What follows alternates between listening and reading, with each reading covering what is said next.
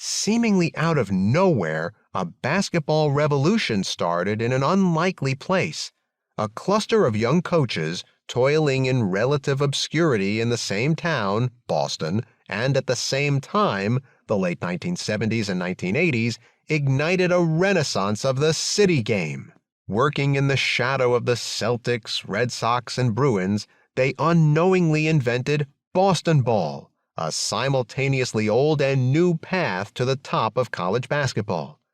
A high school teacher in Dedham, Massachusetts named Jim Calhoun quit his day job and took a pay cut to become the men's basketball coach at Northeastern University, NU, a school that was transitioning to Division I. A cocksure 25-year-old from Long Island named Rick Pitino convinced Boston University, BU, to make him their head basketball coach.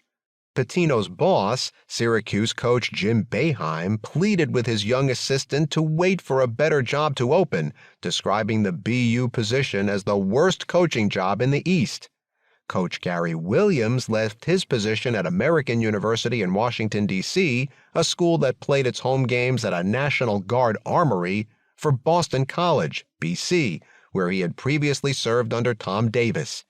Davis's BC Eagles teams excelled in the newly formed Big East Conference, but few outside the Chestnut Hill campus seemed to notice. The Eagles' footprint in Boston was strikingly small for such a successful program. Moreover, BC was still playing in the shadow of college basketball's biggest scandal in decades, the 1978-1979 points-shaving affair, which involved 3 of its players.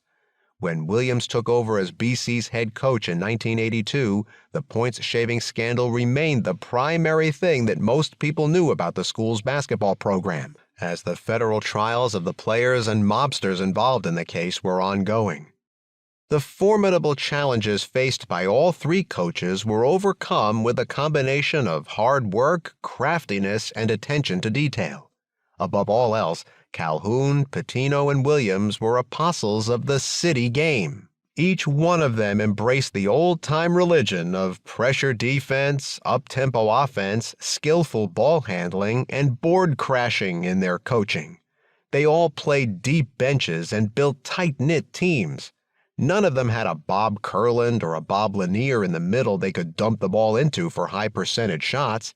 Instead, they created teams that played with passion, intensity, and intelligence.